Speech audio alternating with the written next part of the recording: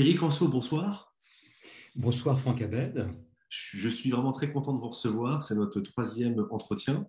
Donc ce soir, on va Ouais. parler de votre livre qui a été édité chez les très bonnes éditions Passé Composé, Les Élites, des Lumières au grand confinement.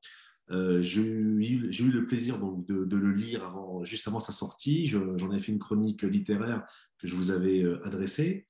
Alors, il y a des questions que je vous pose dont les réponses sont dans le livre, mais l'idée de faire, comment dire, l'idée d'attirer les auditeurs pour qu'ils lisent votre livre. Et donc, ma première Je- question va être J'en assez, serais ravi. voilà, l'idée de la première question est d'entrer dans le vif du sujet. Et j'aimerais savoir, en fait, comment vous définirez les élites, à la fois d'un point de vue historique, mais également intellectuel. Oui, alors peut-être un petit mot, ça introduira, si vous voulez, la réponse que je vais faire à votre question sur la raison pour laquelle j'ai conçu ce livre. Il y a trois raisons qui m'ont amené à le concevoir. La première raison, c'est un intérêt personnel de très longue date pour la vie politique française depuis mon jeune âge, depuis les années 80, et le sentiment d'un désamour des Français pour leurs élites. Il y a un questionnement donc, qui vient de très très loin.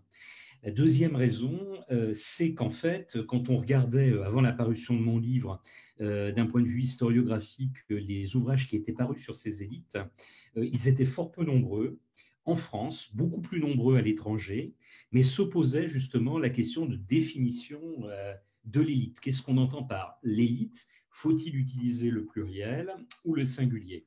Et puis la troisième raison, c'est une raison en fait liée à un cours que m'a demandé Sciences Po au milieu des années 2000.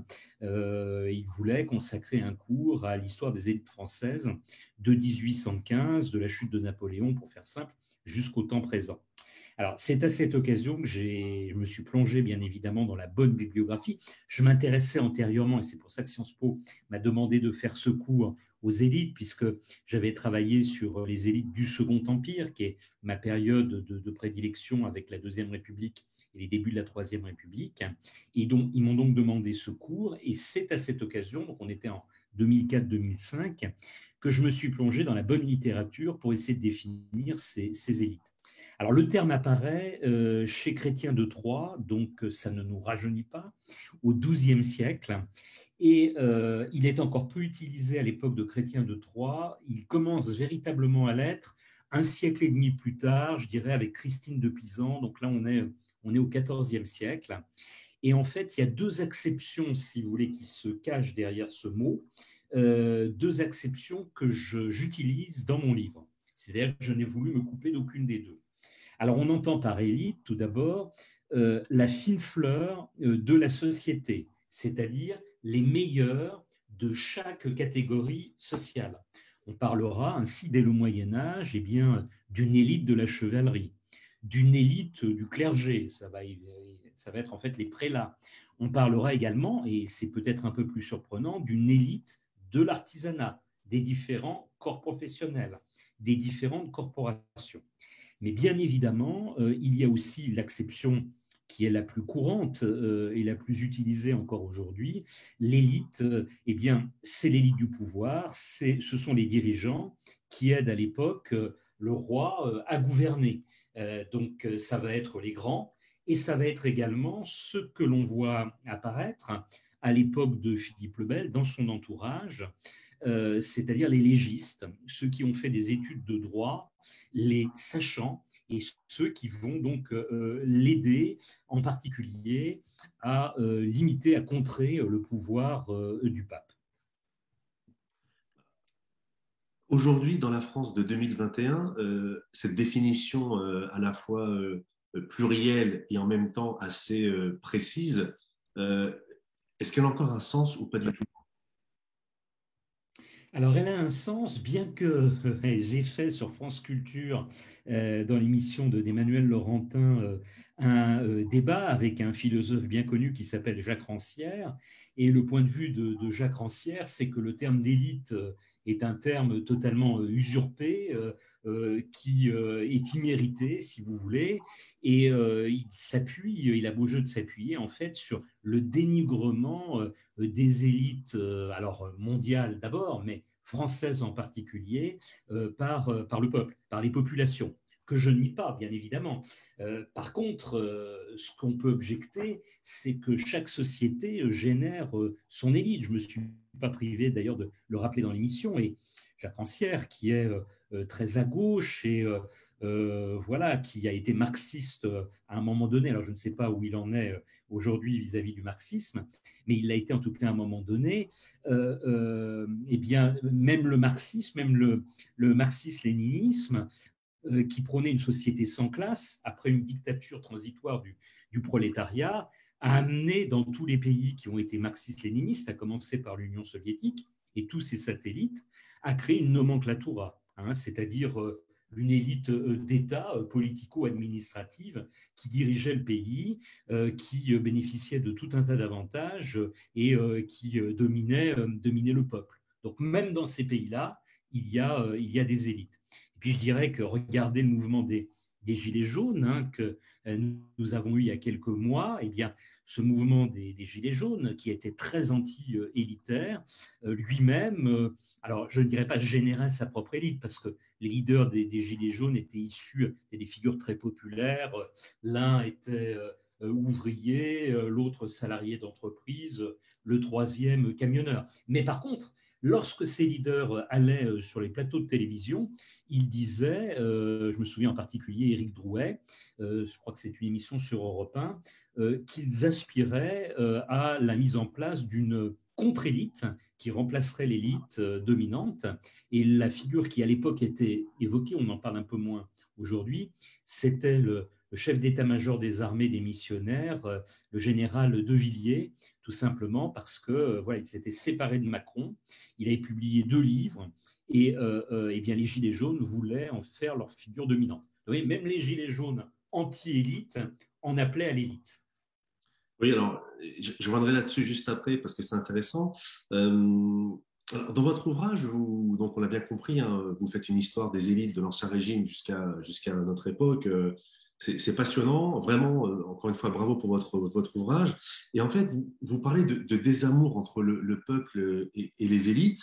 Alors, il y a deux choses. C'est-à-dire que d'un côté, vous dites que c'est un phénomène qui est récurrent. Et moi, ce qui me dérange, c'est quand vous parlez de désamour, comme si vous semblez le regretter. En fait, je m'explique. Les élites, elles sont en charge de gérer les affaires du pays, pour faire très simple.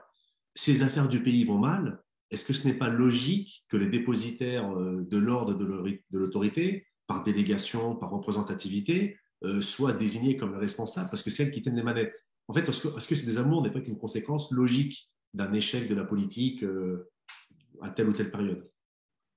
Alors, je ne dis pas autre chose, hein. C'est vrai qu'il n'y a pas de fumée sans feu et que le plus souvent, les reproches qui sont faits aux élites, on le voit d'ailleurs aujourd'hui, hein, indéniablement, sont des reproches qui sont mérités. Mais, comme vous le disiez vous-même, hein, dans votre question, le phénomène est quand même récurrent et à certains moments donnés de l'histoire, je dirais que, voilà, sur la base parfois de rumeurs, sur la base parfois d'incompréhension, eh bien, ce désamour peut être en partie injustifié. Il y a une bonne volonté d'un certain nombre de nos dirigeants qui a pu, au cours de l'histoire, entraîner parfois une révolte, une révolution, ou parfois tout simplement un rejet, je pense sous la Troisième République, à l'antiparlementarisme. Alors, bien évidemment, cet antiparlementarisme pardon, était dû aux institutions et pas forcément à ceux qui faisaient vivre ces institutions et qui cherchaient à les réformer. Je donnerai un exemple. Léon Blum, au lendemain de la Première Guerre mondiale, a voulu donner plus de prérogatives au pouvoir exécutif et en particulier à la présidence du Conseil. Il a publié un grand article sur le sujet et il a, une fois qu'il est devenu lui-même président du Conseil, donc au moment du Front populaire en 1936, pris un certain nombre de mesures, un train de mesures. Donc, c'est un peu complexe de lui reprocher à la fois tout et son contraire, à la fois lui reprocher de ne pas avoir réformé alors qu'en fait il a réformé, et d'être resté totalement immobile. Il ne l'a pas été en réalité. Donc parfois la critique est injuste. Alors, il n'en demeure pas moins que la plupart du temps, nos élites, qui sont des élites politiques, mais aussi, hein, je l'ai dit, des élites religieuses à certains moments donnés, des élites économiques le plus souvent, et il y a une interpénétration aujourd'hui des élites politiques et économiques ce qui peut poser un vrai souci, eh bien, méritent les critiques dont elles sont l'objet. J'aimerais avoir votre avis sur cette, cette future question, le rôle des élites. C'est-à-dire que je voudrais prendre deux cas historiques concrets qu'on connaît bien, que vous connaissez bien. Donc, c'est Louis XVI et Napoléon. Alors, dans le premier cas, ce qui est intéressant, c'est que, bon, on ne va pas faire l'historique de la Révolution française, mais pour faire très simple, la monarchie était grippée, c'était un système qui était à bout de souffle. Les élites ont poussé pour, non pas une révolution, mais une évolution du régime. On sait comment ça a terminé. C'est-à-dire que les élites, elles ont un peu coupé la branche sur laquelle elles étaient assises. Donc ça, c'est mon premier exemple. J'aimerais avoir votre avis là-dessus. Et le deuxième exemple, c'est Napoléon. Donc là, vous le savez encore mieux que moi, Napoléon est porté dans un contexte aussi très particulier sur lequel on ne va pas revenir, mais par les élites en place qui cherchaient un sabre. Donc les élites poussent Napoléon au pouvoir. Bon, après, on connaît aussi l'histoire, 15 ans de diplomatie, de guerre, de réussite, et malheureusement, enfin, de mon point de vue, d'échec final pour Napoléon. Et on en avait déjà un petit peu parlé, mais en 1812-1813, là, les élites vont tourner le dos à la figure dominante pour imposer un nouvel ordre des choses. Donc en fait, dans ce rapport, il y a une espèce de rapport ambigu entre la figure enfin, du chef de l'État, qu'il soit roi ou empereur, les élites et le peuple. Enfin, je voudrais savoir ce que vous pensez de ces deux exemples, s'il vous plaît.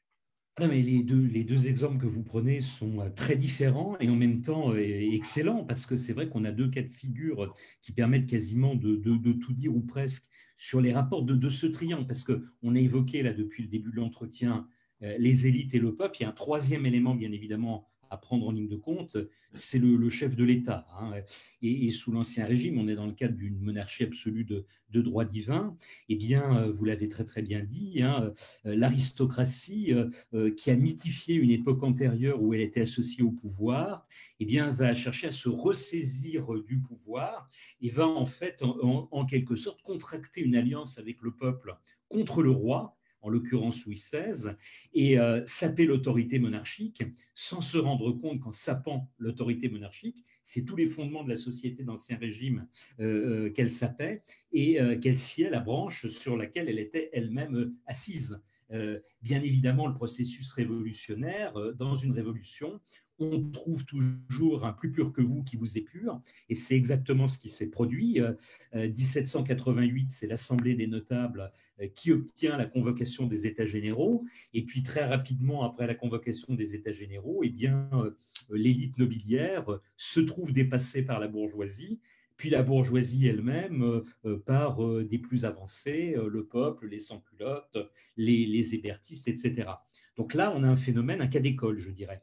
Quant au cas de Napoléon, il est aussi très très intéressant. Napoléon est porté, je dirais, par une partie de l'élite, à la fois politique, mais aussi et surtout économique, pour clore la période révolutionnaire et les troubles du directoire. Il ne faut pas totalement jeter la pierre au directoire, parce que vous savez très bien, aussi bien que moi, que en fait, Napoléon, vainqueur, et son entourage ont réécrit l'histoire en noircissant le tableau en fait du directoire pour mieux s'imposer. Alors, il n'en demeure pas moins que ce directoire avait des difficultés, un manque de stabilité politique, la guerre à l'extérieur, des divisions intérieures, des difficultés économiques, et que, bah, vous l'avez dit, Sieyès cherchait un sabre. Ce sabre a été Bonaparte.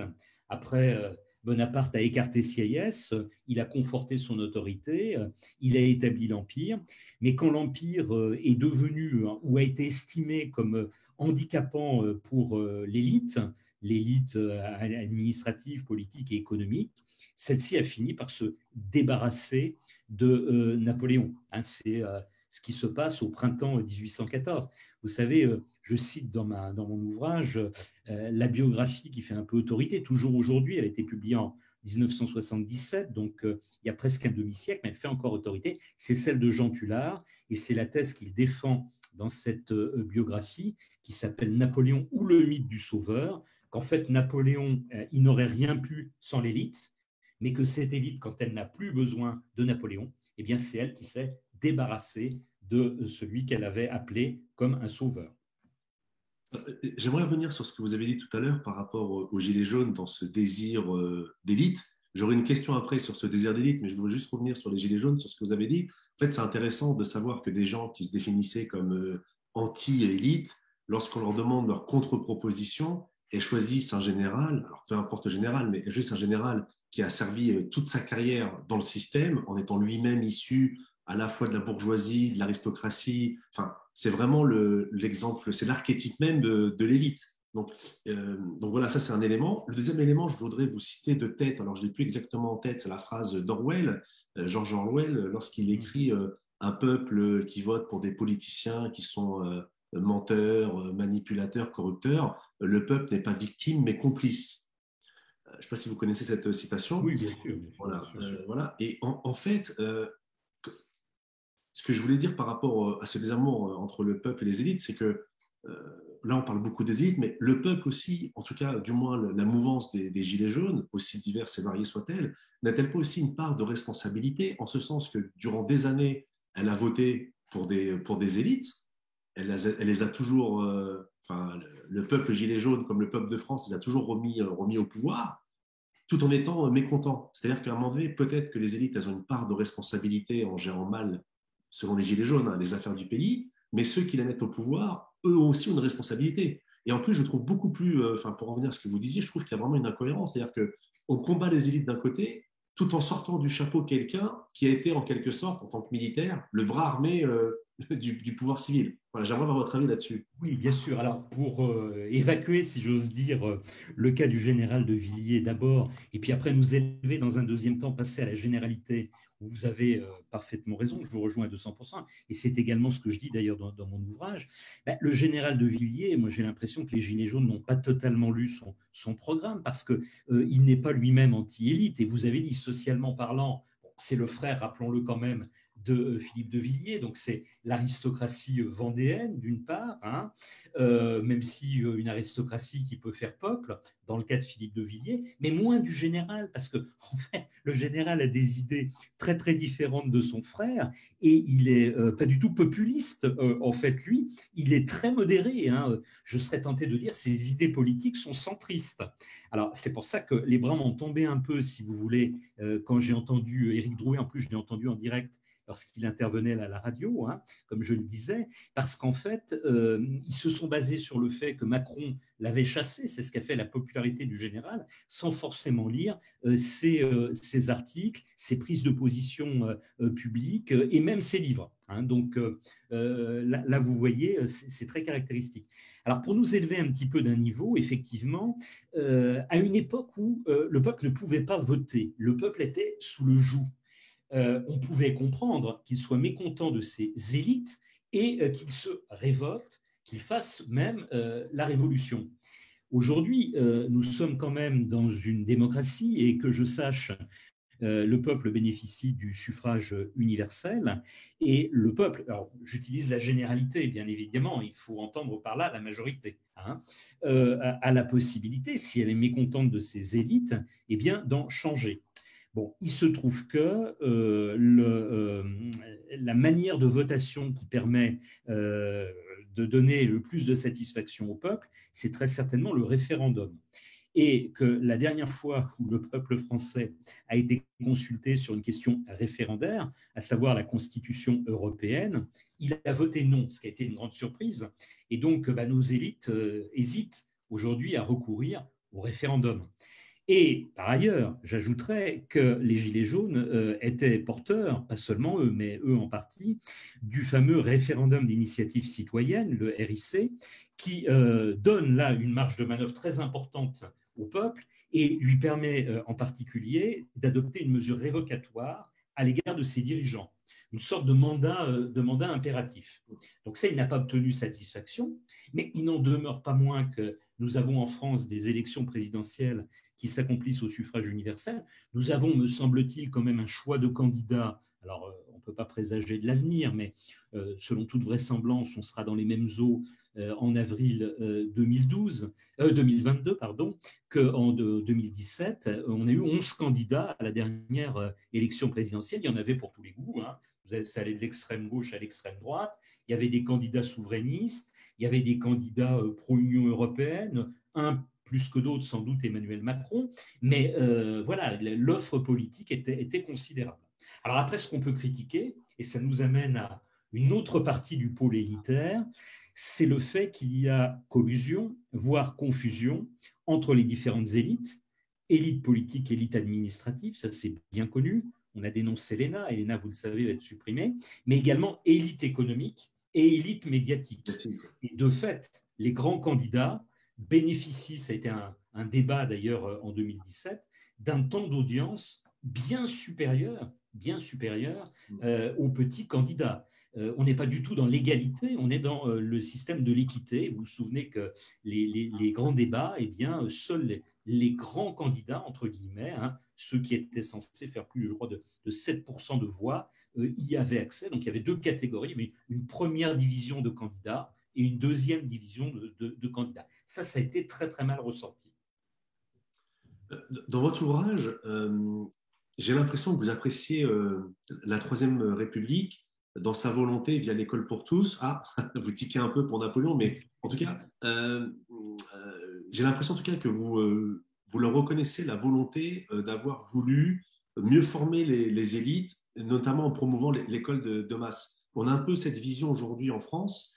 Cette image, il faut la prendre comment? Comme une réalité historique ou plutôt comme un acte de propagande des républicains voulant mettre en place l'école pour tous. Enfin, oui, bien sûr, vous avez raison. Hein. Il y a un petit peu des deux, en fait. C'est-à-dire, si vous voulez, indéniablement, quand on regarde la réalité des chiffres, et ça a été montré par les historiens de l'éducation, et puis c'est vrai que je suis un peu spécialiste de la période, donc je peux mêler mon grain de sel en connaissance de cause, eh bien, le mouvement est initié avant. Hein, vous savez, vous avez la loi Guizot de 1833, mais vous avez surtout, dans les années 1860, l'action du ministre de l'Instruction publique, Victor Duruy, et en particulier la grande loi de 1868, qui permet d'une part de donner des moyens supplémentaires aux écoles de village, mais également ce que ne prévoyait pas Guizot 30 ans plus tôt, c'est-à-dire des écoles de filles, de petites filles à côté des écoles de petits garçons.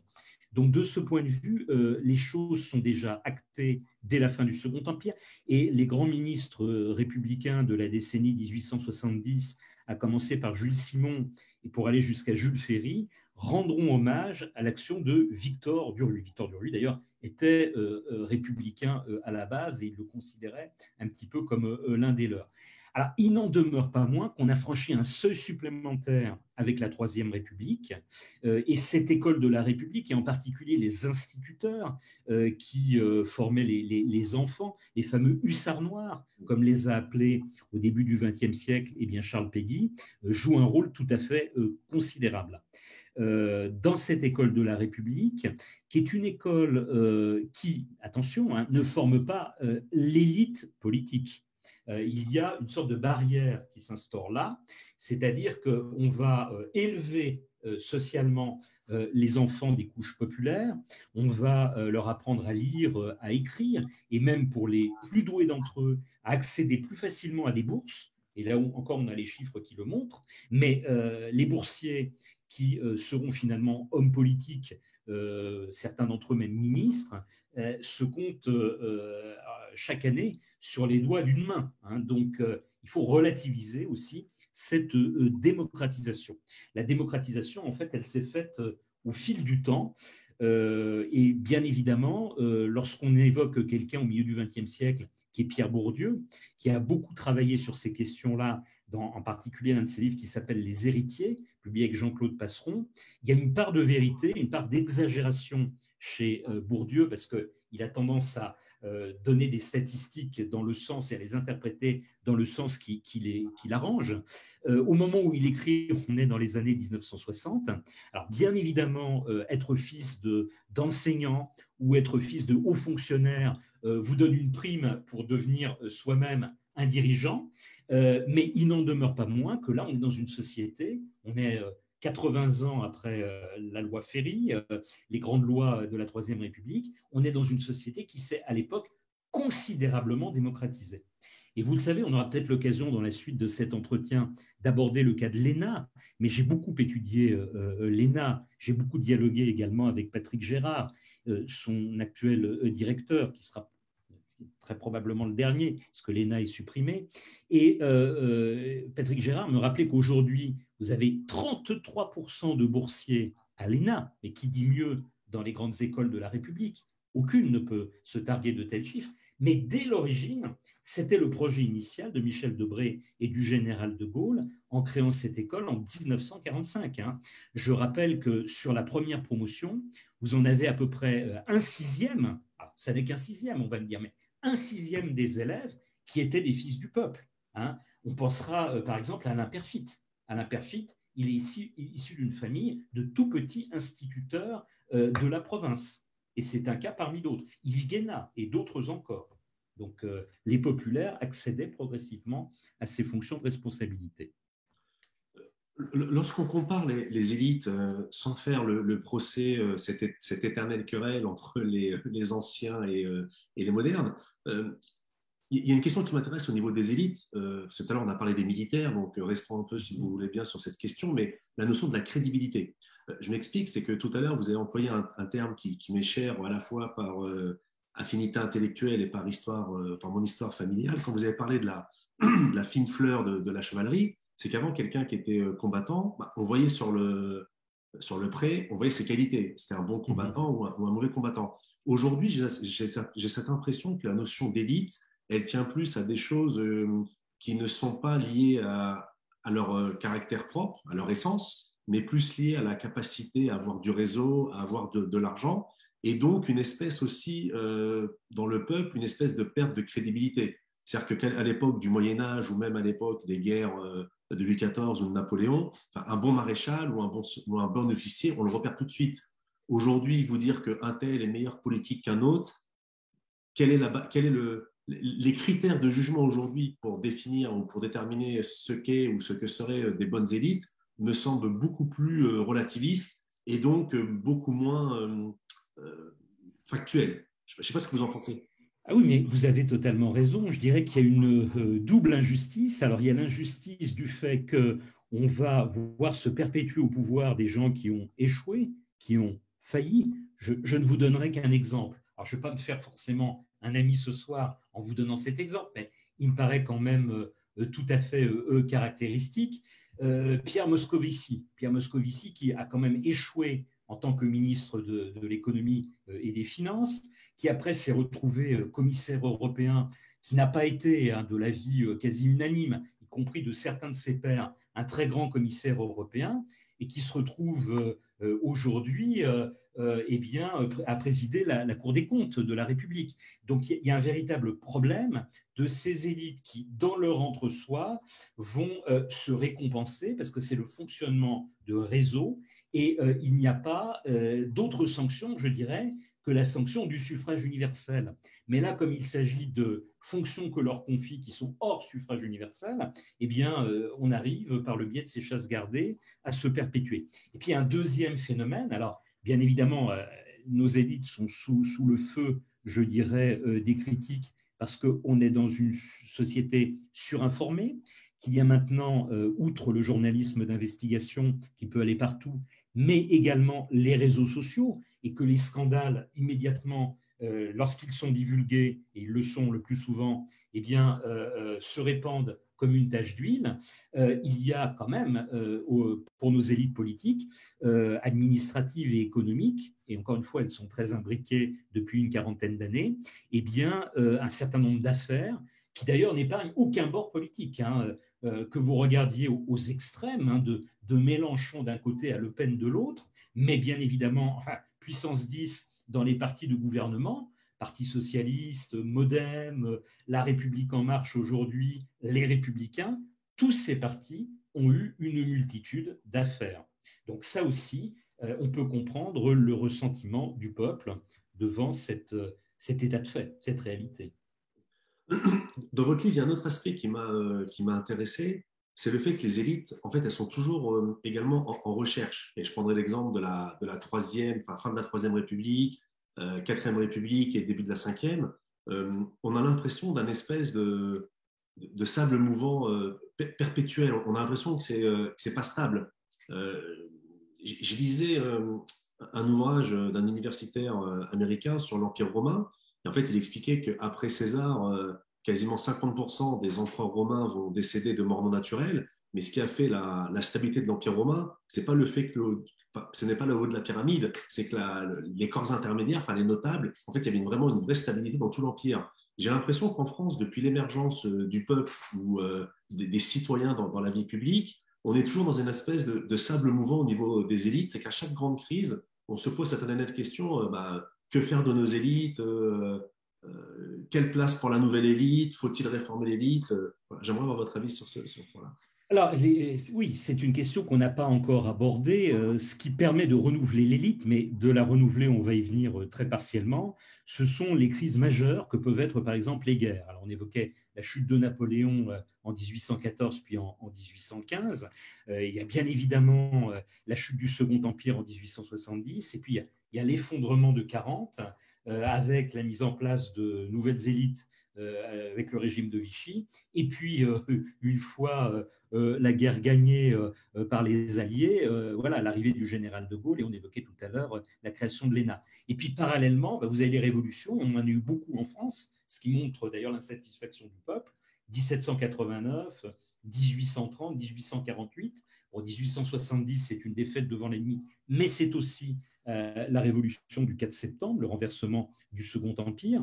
Donc, effectivement, on a l'impression que de nouvelles élites arrivent. Ça n'est pas totalement le cas parce que ceux qui sont chassés du pouvoir, ce sont bien les ministres, ceux qui sont les plus visibles, souvent les corps administratifs les plus politisés. On pensera par exemple au corps préfectoral, mais pour avoir bien étudié les choses en 1870, les préfets sont remplacés par ceux qui sont juste en dessous, c'est-à-dire les sous-préfets. Globalement. Donc, si vous voulez, le renouvellement n'est jamais complet. Et il n'est pas complet non plus, on abordait la question tout à l'heure, d'un point de vue sociologique. Alors, si les choses étaient bien faites, et on a quand même des moments de notre histoire où, après une grande catastrophe, on a su redresser la barre, eh bien, on a quand même une stabilité qui nous vient de l'Ancien Régime, qui a été renforcée par la période de Napoléon. C'est notre administration, c'est l'armature en fait de l'État. Vous savez que la nation française et la France se sont constituées, c'est l'une de leurs particularités, par l'État.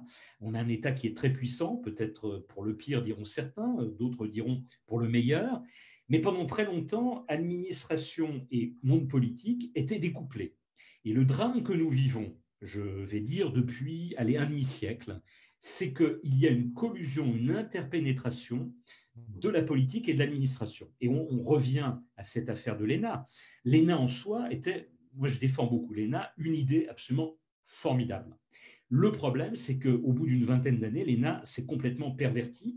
On a vu d'ailleurs dès le général de Gaulle, dès la fin des années 1960, un certain nombre d'énarques investir les milieux parlementaires. Alors, il n'était encore à l'époque que 1 ou 2%, mais on a vu après, dans la décennie suivante, après la mort du général de Gaulle, eh bien, des énarques devenir ministres. On en a même vu un en 1974 se présenter à l'élection présidentielle et être élu, Valéry Giscard d'Estaing, et prendre comme Premier ministre un autre énarque, à savoir Jacques Chirac.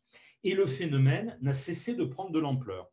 Ajoutez-y le fait qu'à partir du début des années 1980, eh bien, ces énarques sont partis pantoufler dans le monde des affaires, dans le monde de l'entreprise, avec des phénomènes d'aller-retour, avec des phénomènes de collusion, parfois des conflits d'intérêts, qui font que là, on a véritablement une seule élite.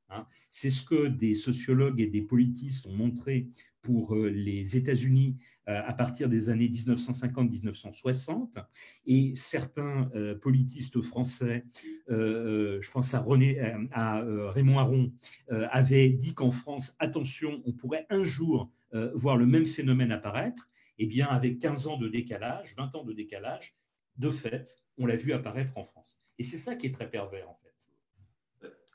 Très rapidement, si possible, Monsieur Anceau, dans votre réponse, vous avez dit qu'à la base, initialement, l'ENA était une formidable idée. Vous pouvez dire pour quelle raison, pour le public? Alors, pour de nombreuses raisons. Alors, je vous l'ai dit, parce que dans l'idée du général de Gaulle, c'était que jamais les hauts fonctionnaires n'investiraient la politique, qu'ils seraient là pour épauler, avec toute leur connaissance de la science administrative, les politiques, les aider dans les décisions qu'ils prendraient et les épauler pour qu'ils les mettent en application. Donc il y avait, je dirais, un découplage entre la politique et l'administration. Le deuxième élément, on l'évoquait tout à l'heure, parce que l'idée était de démocratiser cette haute fonction publique. Et également de l'ouvrir aux femmes. Ne l'oublions pas, à l'époque, la haute fonction publique n'était absolument pas féminisée. On a eu en France des femmes sous-secrétaires d'État avant d'avoir des femmes hauts fonctionnaires. Les premières d'entre elles, les 4 premières d'entre elles, c'est sous le Front populaire en 1936. Et il faudra attendre les lendemains de la Deuxième Guerre mondiale, au moment où elles deviennent électrices, elles ont tout en même temps, pour voir enfin les premières femmes accéder à la haute fonction publique. Et l'ENA, insuffisamment, j'en conviens, mais l'ENA s'est ouvert, en fait, dans les années 50, dans les années 60, aux femmes.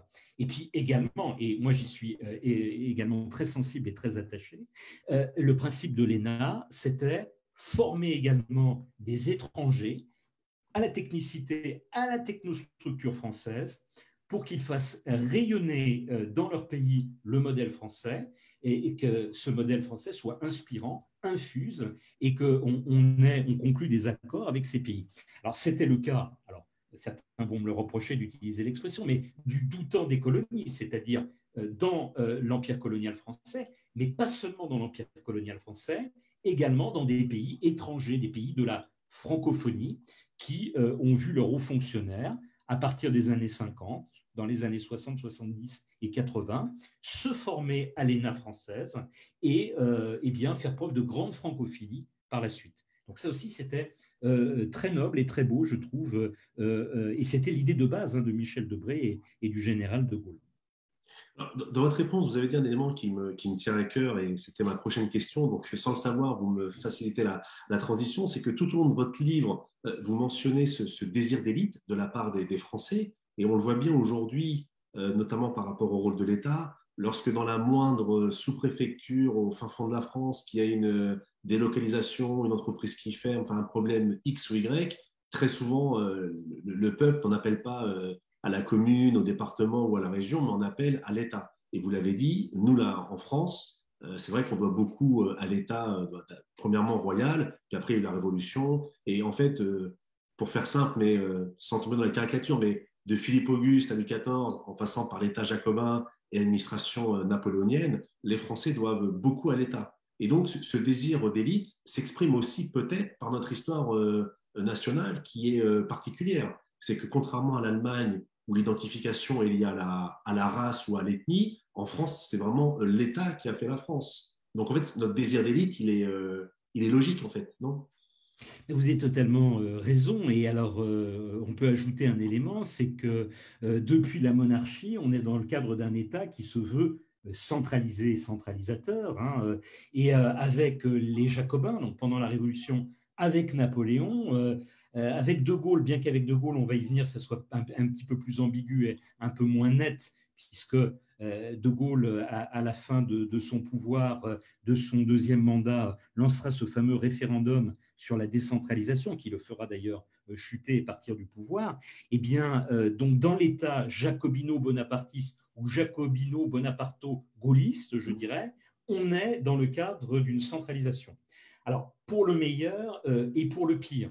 On a vu dans des périodes de crise qu'avoir un État centralisé pouvait être bénéfique. Mais on a vu aussi, et on l'a vu avec la dernière pandémie, l'épisode de coronavirus, que parfois, lorsque l'État défaillait, eh bien, c'est tout l'édifice qui s'écroulait et que des États qui étaient moins centralisés, je pense à l'Allemagne, eh bien, étaient aussi beaucoup plus agiles dans leur traitement des crises. Donc, tout ça est extrêmement complexe. Je crois que l'historien, vous savez, il donne les éléments et après, à chacun de se faire son idée. En plus, notre histoire est longue et je dirais qu'à certains moments donnés, le fait d'avoir un État centralisé eh bien, a pu provoquer des révolutions, a pu entraîner des gros problèmes, mais qu'à d'autres moments, eh bien, ça a pu nous permettre également de gagner des guerres. Donc, il ne faut pas généraliser ici. Autant, vous voyez, le problème précédent de votre question précédente, à savoir la collusion des élites pour n'en former qu'une, me semble être un problème identifiable, datable, critiquable et qui mériterait d'être solutionné. Autant le choix d'un modèle d'État centralisé ou d'État plus décentralisé, je serais bien en peine de vous répondre. À mon avis, il y a des États décentralisés qui fonctionnent bien, des États décentralisés qui fonctionnent mal et inversement, des États centralisés qui sont positifs et d'autres qui sont négatifs. Ce sont les hommes, en fait, qui font vivre tout ça, qui font de le système une réussite ou un échec. Voilà. Faisons un peu de prospective, mais si demain il y avait un homme politique qui arrivait au pouvoir et qui décidait de remettre l'ENA en place, est-ce qu'il faudrait graver dans le marbre le fait que les gens qui seraient titulaires du diplôme de l'école ou qui sortent de l'ENA, marquer dans le marbre de ne pas faire de politique? Est-ce que ça serait souhaitable, possible? Ah ben oui, tout à fait. Et d'ailleurs, c'était l'une des propositions qui avait été formulée par un certain nombre de partis. Et à mon avis, ça aurait évité la suppression de l'ENA. Alors, bon, l'ENA n'est pas, elle est supprimée sous cette forme-là. Le président Macron avait parlé d'une suppression sèche. Il se trouve que les échos que j'en ai montrent qu'aujourd'hui, on va vers une suppression par étapes. À terme, l'ENA sera supprimée, mais l'école de haute administration qui va lui succéder découplera, c'est l'un des côtés positifs, ses fonctions politiques des fonctions administratives. Elle donnera également, je dirais, un peu plus de pragmatisme et de pratique de terrain à nos fonctionnaires, ce qui manquait indéniablement. Patrick Gérard avait initié un certain nombre de réformes depuis 5 ans. On n'avait peut-être pas été ici suffisamment loin. Je pense que s'il avait eu plus de temps, lui-même aurait été plus loin. Et dans la nouvelle école telle qu'elle va être créée, il y aura cette mise en place justement de stages sur le terrain. On accédera à des postes de haute responsabilité que la trentaine passée. Alors que là, vous pouviez arriver au sommet parce que vous étiez sorti dans la botte de l'ENA, mais il faut faire ses preuves et il ne faut pas, comme vous le disiez vous-même, que tout soit coulé dans le marbre. C'est-à-dire que quand on a failli, eh bien, pouvoir être révoqué du poste haute responsabilité qu'on occupe. Ça me paraît être la moindre des choses vis-à-vis des Français que d'avoir des comptes à rendre. Hein. Vous savez, dans le domaine de l'entreprise, on est sanctionné par des mauvaises ventes. Eh bien, quand on est haut fonctionnaire, alors moi je ne suis pas pour les révocations bien sûr de hauts fonctionnaires, je ne suis pas un révolutionnaire, vous en doutez dans l'âme, mais malgré tout, il doit y avoir une sanction. On ne doit pas conserver son poste, a fortiori obtenir un poste souvent qui est plus élevé que celui que vous occupiez quand vous avez failli. Hein, ça c'est bien clair.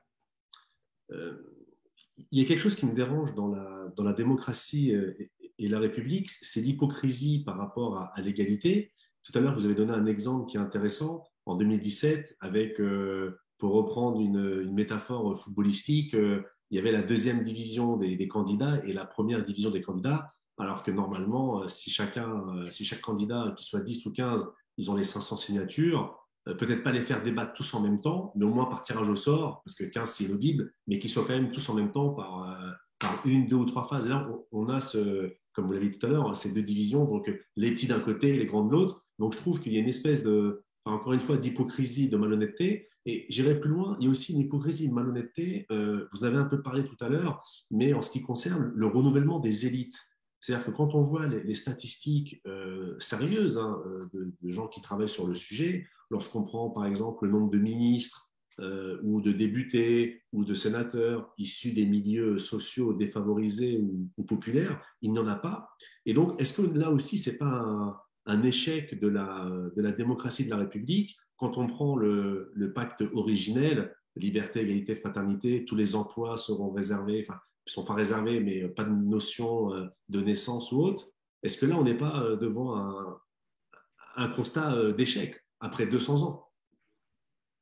Oui, alors on ne peut pas dire totalement, si vous voulez, qu'il n'y a pas de figures issues des milieux populaires qui n'accèdent pas à des postes ministériels. Je crois d'ailleurs, je livre les statistiques dans mon livre, que les choses se sont améliorées au fil du temps. Ce qui est certain, nous sommes bien d'accord, c'est qu'il y a une sous-représentation, hein, aussi bien à l'Assemblée nationale que, bah, vous l'évoquiez, dans les gouvernements. Alors, comment résoudre le problème? Certains ont voulu le résoudre. Je pense à Richard Descoings, qui a dirigé Sciences Po au début des années 2000, vous le savez, par une forme de discrimination positive, hein, et d'ouverture à l'anglo-saxonne, de positive action, qui permettait en fait aux fils du peuple ou aux filles du peuple, eh bien, d'accéder par d'autres voies, d'autres concours à l'entrée à Sciences Po, comme d'ailleurs à l'entrée à l'ENA, Donc, on allait les dispenser d'écrit, on allait leur faire passer un oral. Certains diront, bah oui, mais rupture du principe d'égalité. Moi, je suis plutôt tenant de la deuxième ligne, c'est-à-dire pour moi, ici, il y a une rupture du principe d'égalité. Alors, que faudrait-il faire? Quelle serait la solution que je préconiserais?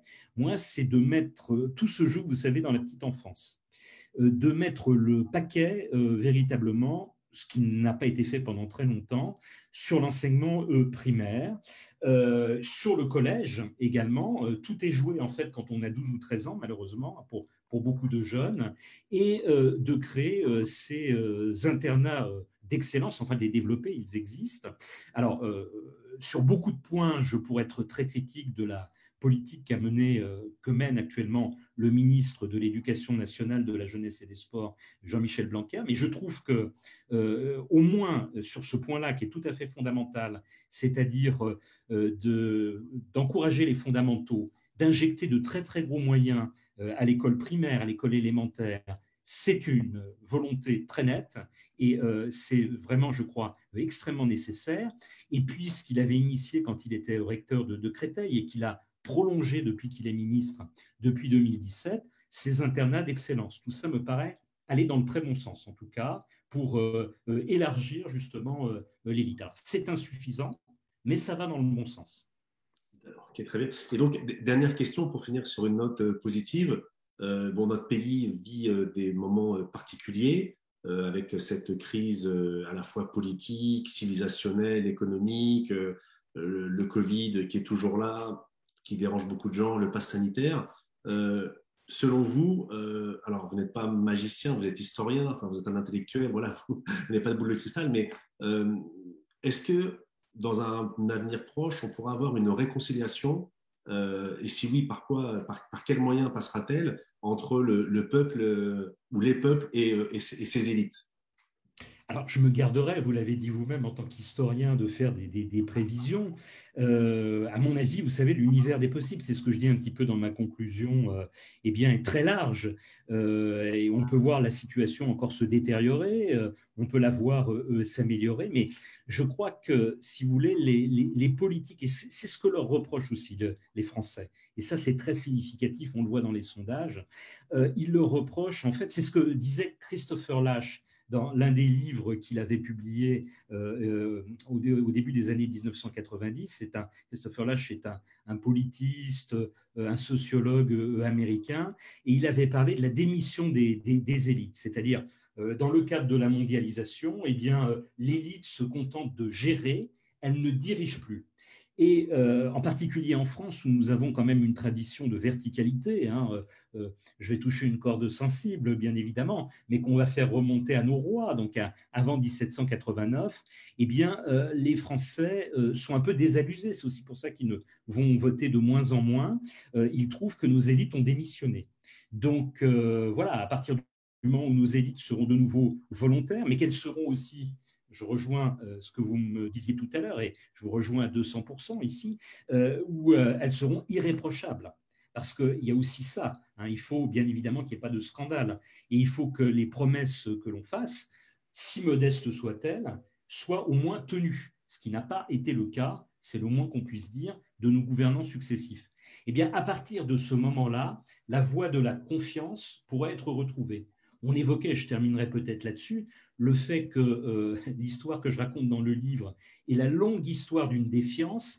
Il y a quand même eu des épisodes, alors ils sont peu nombreux, ils se comptent sur les doigts des deux mains, mais il y a quand même eu des épisodes où il y a eu cette confiance. Hein, on citera, par exemple, je ne donnais que deux exemples, les débuts de la Révolution, fête de la Fédération, et beaucoup plus près de nous, le début de l'époque gaullienne. Et là, le général de Gaulle était quand même très très haut dans les sondages, donc la confiance était présente. On le voyait aussi dans les référendums qu'il faisait. Donc pourquoi pas retrouver cette voie de la confiance. Je le souhaite en tout cas. Alors, juste pour finir, j'avais relevé une citation dans votre livre que je trouve à la fois très intéressante intellectuellement, philosophiquement, et qui montre aussi un peu le désarroi entre le peuple et les élites, une espèce là aussi de schizophrénie française, parce que vous dites les Français veulent à la fois des élites dotées de vertus exceptionnelles, tout en les désirant humbles et proches d'eux. Voilà. Est-ce que vous pouvez dire quelque chose, puis ça sera le mot de la fin? Oui, tout à fait. Ben, là, si vous voulez, c'est tiré d'un livre là encore d'un Américain, Ezra Suleiman, qui s'appelle Schizophrénie française. Hein, dans sa conclusion, au terme de sa démonstration, il dit à peu près la même chose. Et c'est, je crois, ce qui caractérise un peu les Français. Les Français, ils veulent le beurre et l'argent du beurre. Ils sont aussi très exigeants à l'égard de leurs élites. Et vous l'avez dit vous-même tout à l'heure, nos élites portent une très lourde part de responsabilité, mais on ne peut pas non plus totalement dédouaner le peuple. Bon, eh bien, écoutez, ce sera le mot de la fin. Merci beaucoup, Monsieur Anso. Merci à vous.